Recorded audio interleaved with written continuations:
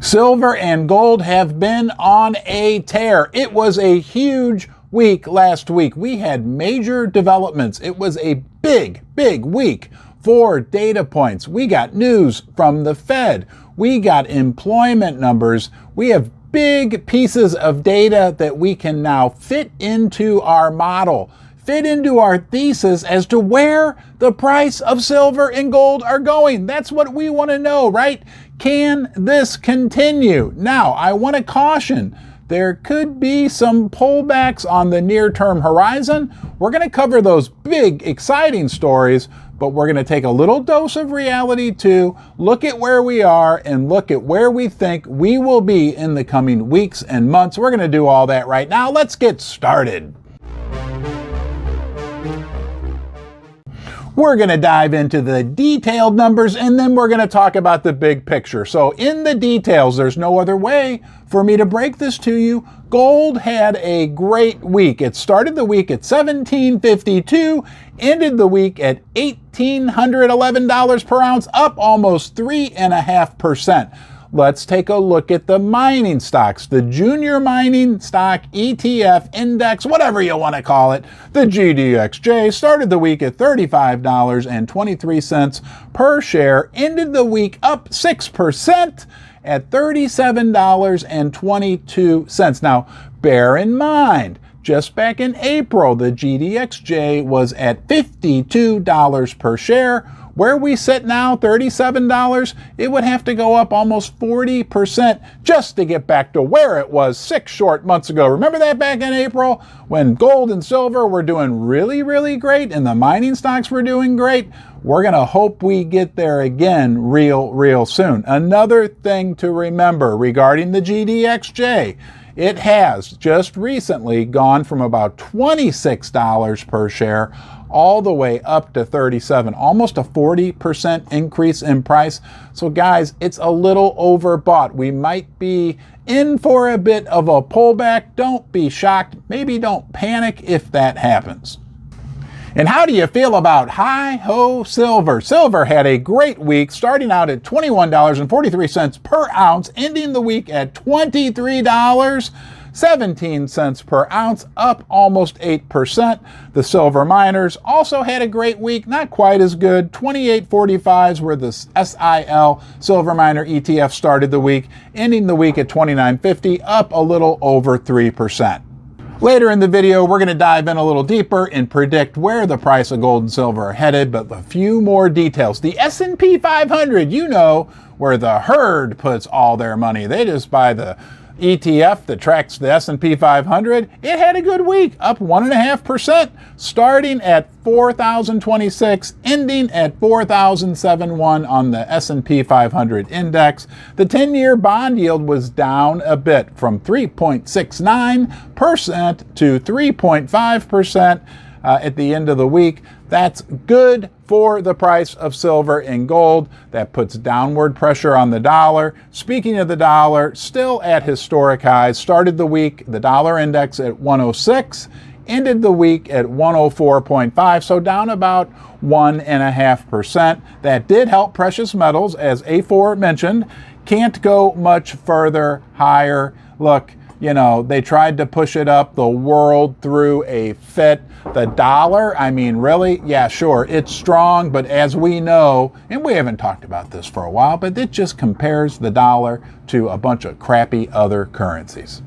And our favorite ultimate unicorn fart dust financial instrument, Bitcoin, was actually up a little bit on the week, starting at $16,500 per coin, ending the week at $17,000 per coin. I still can't find any darn Bitcoins. I mean, where are they? Are they floating around somewhere? I don't know. Nonetheless, hopefully the laser eyes, Michael Saylor and Max Kaiser, I hope they do okay with their Bitcoin investments. It might have been a good week in the precious metals markets, but it's always a good day for me right now when you come and join me here in Ron's Basement. Thank you. It's me and you, one-on-one. We are part of a much bigger group. Leave a comment in the comment section below. There's a lot of great dialogue going on there. That's where we can learn from you, learn about you. Hey, if you get some value from my video, please subscribe right here.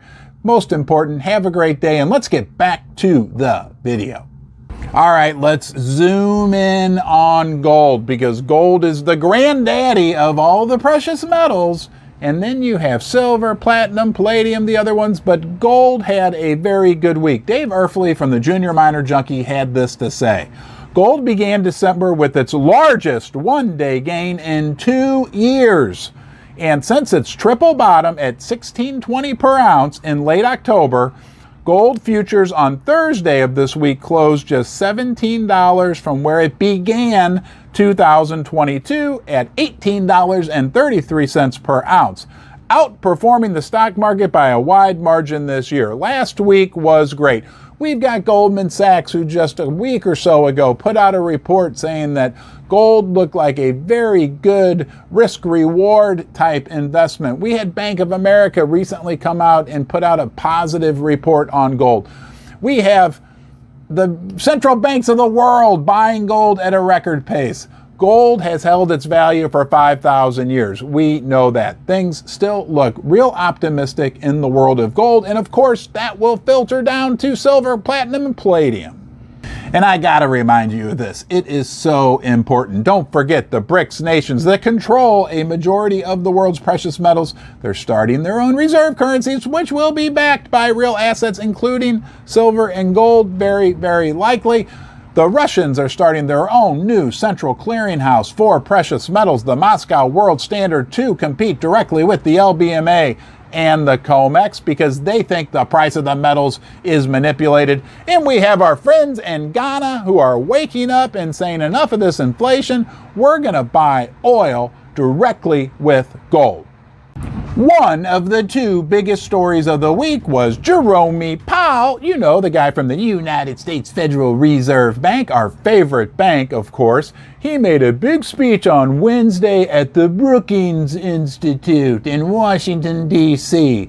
You know, the Brookings Institute, it's a think tank. People sit around and think. I guarantee you and I, we can think deeper and better than anybody at the Brookings Institute, but nonetheless, he gave a dovish speech. He basically telegraphed that, yes, we are going to start lowering the level of the interest rate increases going forward. Because you know what? He's got access to real-time information, real-time data. He knows the brakes have been thrown on the economy. That is what really, really helped the price of the precious metals this week. Now, on Friday, we got jobs numbers, and lo and behold, I'm telling you, Joe Biden continues with his unbelievable economic miracle he's pulling off. They were expecting only 200,000 jobs to be created in November.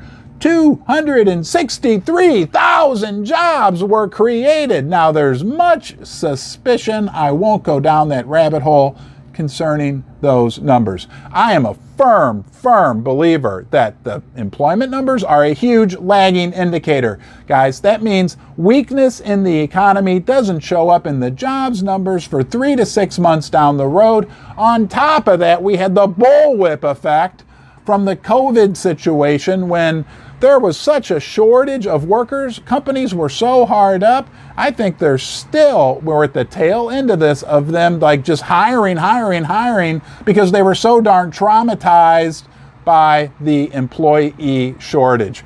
I feel like we're at a real tipping point, pivot, whatever you want to call it, that as we move into now 2023, we're going to see big weakness in the jobs numbers, and that will hurt the Fed's ability to continue with this aggressive monetary policy. That'll send the dollar further down. That'll send the price of gold, the price of silver, the price of platinum, palladium, anything, every precious metal, anything real will go up in value. And on a worldwide geopolitical level, the world continues to bifurcate. The East is separating from the West, and the East loves their precious metals, loves real assets. Nothing much changed there this week.